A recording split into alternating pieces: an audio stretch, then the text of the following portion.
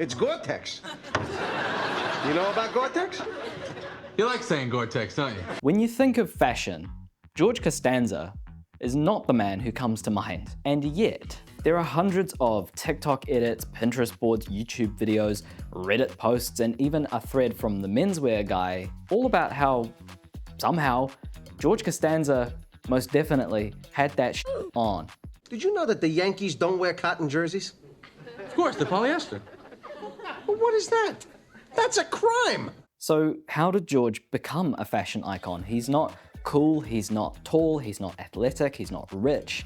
So what exactly makes him look so stylish? And more than that, why now in 2025 is George Costanza such an iconic and trendy character? Why are there TikTok fan cam edits of his outfit? Is it all some kind of inside joke? Turns out, no, actually, not really. And it turns out there are a few very valid and important reasons that George's outfits are just as cool now as they were in the 90s.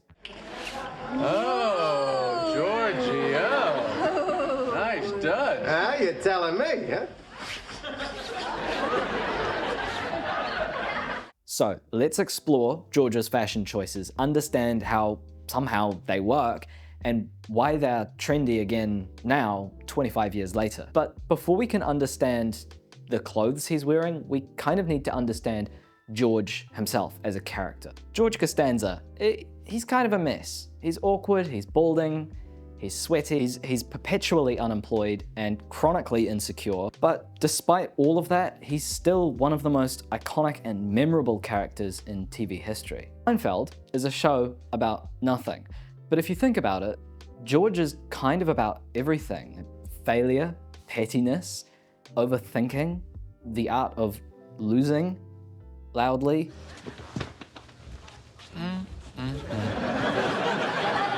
This was supposed to be the summer of George! The summer of George! And yet, we love George. He's relatable, he's a real one. He feels like one of us. I wish I could quit. So quit! Yeah, I'm a great quitter. It's one of the few things I do well. I come from a long line of quitters. My father was a quitter. My grandfather was a quitter. I was raised to give up. Speaking of us, maybe you want to subscribe down there. Okay, but what does all of that information actually tell us about his fashion choices? It doesn't explain why, inexplicably, this outfit looks good on him. Does his character even have anything to do with it at all? And I think it does. Let me explain as we explore some of George's looks, and he had many. If you can name it, he did it before it was cool. Techwear, check. Workwear revival, check. Yeah, new Timberlands? Yeah, and a whole new me. I'm up 2 inches on these babies. Really? 5'8", 5'7". Athleisure, check. But it's not just that, right? Because trends come and go, but George's more normal outfits look great. Here's why. They fit him properly. His suit jackets are just the right width and length. His belt is sitting at just the right height. His sleeves end where sleeves are supposed to end. How your clothes fit you is so important. It might be the most important factor in how good they look. But another thing that George understands is the basics, the fundamentals, the really basic rules that make all things look good. Color. George always seems to manage to piece together outfits with great tones. He uses the 60-30-10 rule, complementary colors, and all of that jazz. But it's not just the colors, it's the textures. George wears a lot of knits, a lot of denser fabrics, a lot of stuff that looks good on camera.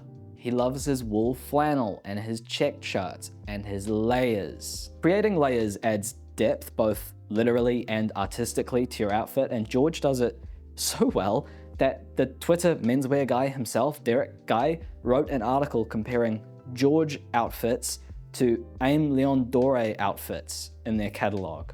Dore?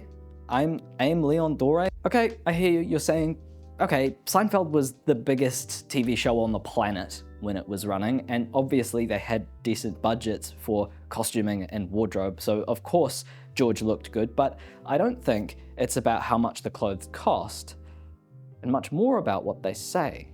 Very hot in the polyester. You know, it's not a natural fiber. I think they would prefer cotton. Cotton, huh? Yeah. Cotton breathes. You see, it's much softer. I mean, imagine playing games and your team is 5 degrees cooler than the other team. Don't you think that would be an advantage? They're cooler, they're more comfortable, they're happier. They're going to play better. If you look at George Costanza, you see a guy. He's simply a guy. He's just a guy. He's not trying to be indie sleaze or boho or cottagecore or any of the other TikTok aesthetic-based personality starter packs. He's just George. Brat Summer?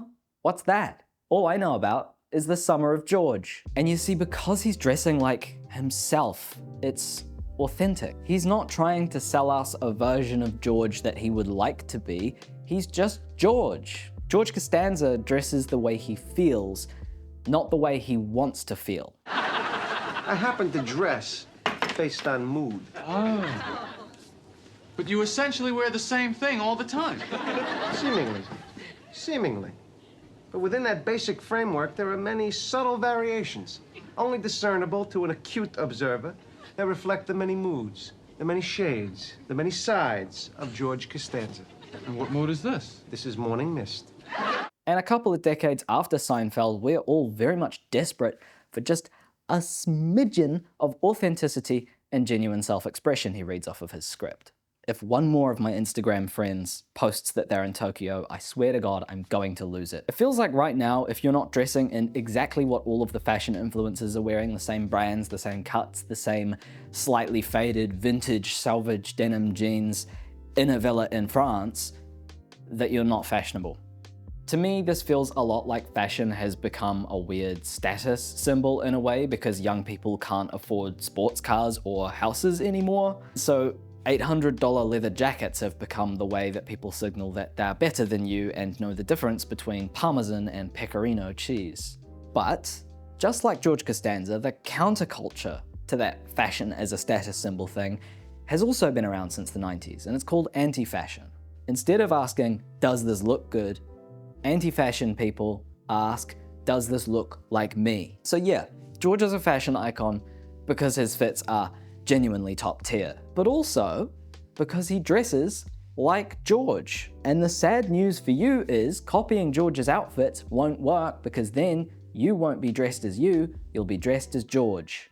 You're not George Costanza, you're probably like a Jacob or a Tyler or one of those other names that people have. And so instead of trying to use George's outfits and clothes in your wardrobe to be more stylish, it's better to use his mindset. Just ask yourself, what do you want your outfit to say about you? What story is it telling? Is it Gore-Tex? Are the pretzels making you thirsty? By the way, I'm posting menswear and lifestyle videos on this channel bi-weekly, so if you made it this far, smash that subscribe button. Share with your friends, all that good stuff. This is a brand new channel, so I'd really appreciate your help in getting it to go somewhere and for people to actually see the videos. And with that, I will leave you with the song of our people. Believe it or not, George isn't at home. Please leave a message at the beep. I must be out or I'd pick up the phone. Where could I be? Believe it or not, I'm not home.